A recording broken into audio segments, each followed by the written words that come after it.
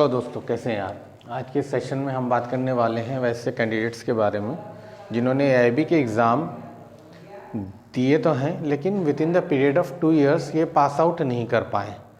तो वैसे मामलों में क्या कॉन्सिक्वेंसेस होंगे कि जिन लोगों ने इनरोलमेंट करा तो लिया और प्रैक्टिस में भी आ गए, लेकिन 2 साल बीत जाने के बाद भी ये लोग जो हैं एग्ज़ामिनेशन पास नहीं कर पाएँ। वैसे लोगों के साथ क्या होगा? क्या उनका एनरोलमेंट सर्टिफिकेट कैंसिल हो जाएगा? क्या वो प्रैक्टिस कर पाएंगे, नहीं कर पाएंगे? या उन्हें दोबारा से 15,000 से 16,000 रुपये खर्चा करना होगा? क्या उनकी एलएलबी की डिग्री कैंसिल हो जाएगी? तो ये सारी चीज़ें जानने के लिए आज आप देखते रहिए हमारे इस सेशन को, कि इस सेशन में हम आपको बताएंगे कि किस तरीके से आप एनरोलमेंट होने के 2 साल के बाद भी प्रैक्टिस कर सकते हैं या नहीं कर सकते हैं। तो आइए जानते हैं आज की सेशन में। एक एलएलबी लॉ ग्रेजुएट जब ग्रेजुएट होता है तो पहला काम ये होता है कि किसी भी स्टेट बार काउंसिल में एनरोलमेंट कराए।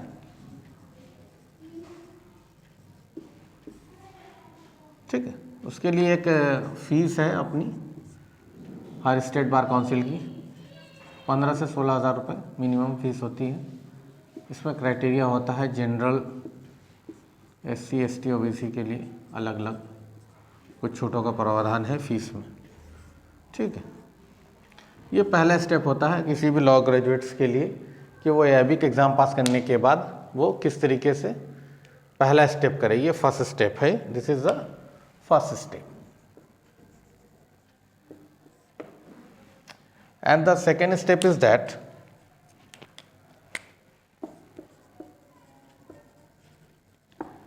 he was to start practicing in his own state bar premises। अपनी स्टेट बार प्रेमिसेस में वो प्रैक्टिस करता है, कर सकता है, एलिजिबल हो जाता है वो प्रैक्टिस करने की within the period of 2 years। Then after he has to complete his AIB examination which is conducted by the Bar Council of India।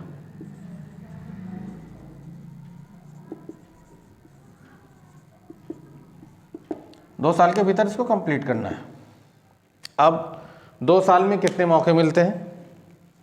बड़ी जल्दी जल्दी फटाफट इस सेशन को कंप्लीट करेंगे within the period of 10 minutes। We have to complete the all the consequences, all the doubts.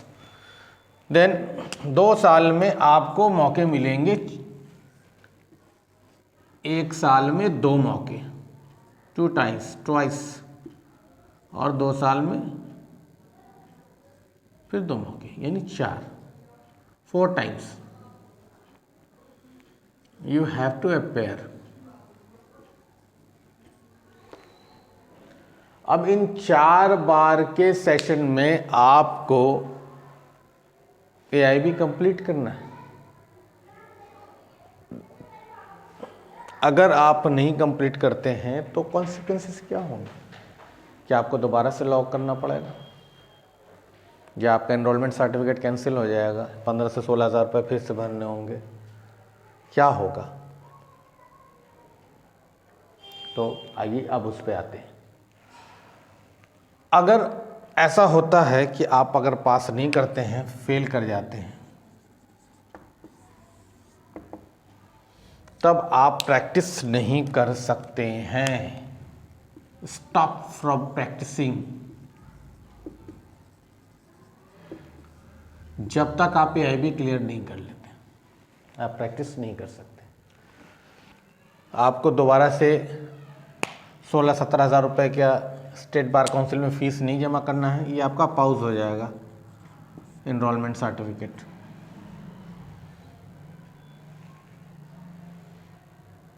Practice आप नहीं कर सकते हैं, बैंड नहीं पहन सकते हैं। You will not appear in any practicing session of any court in any premises within the jurisdiction of the state or with outside of the jurisdiction of the state। लेकिन अगर आप एआईबी पास आउट कर लेते हैं तब all India कहीं भी practice कर सकते हैं। वो कैसे कर सकते हैं? क्योंकि वो ऑल इंडिया प्रैक्टिस करने के लिए आपको सर्टिफिकेट ऑफ प्रैक्टिस इशू कर रही है बार काउंसिल। इसमें आपको एक COP नंबर दिया जाता है, जो COP नंबर 5 साल के लिए वैलिड होता है, 5 इयर्स। 5 साल में आप इस COP नंबर को यूज़ कर सकते हैं और वकालतनामा किसी भी अदालत में दाखिल कर सकते हैं। एक बेसिक चीज़ें और भी हैं। अगर इन 5 सालों ने आपने कोई भी